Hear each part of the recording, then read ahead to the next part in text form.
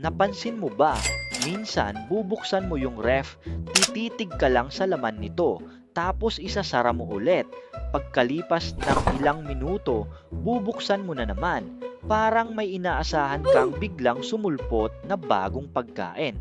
Ang mas nakakatawa, minsan hindi ka naman talaga gutom. Wala ka namang hinahanap. Parang kusa na lang napupunta doon ang katawan mo. May dahilan pala dito. Kapag bored, pagod, o gusto ng utak ng konting stimulation, naghahanap ito ng maliit na reward at ang pinakamadaling puntahan, ang ref. Hindi dahil gutom ka agad, kundi dahil sanay ang utak natin na maghanap ng bagong makikita o bagong gagawin. Kaya sa susunod na magbubukas ka ng ref, tanungin mo muna ang sarili mo, gutom ba talaga ako? O baka nagsasayang ka lang ng kuryente?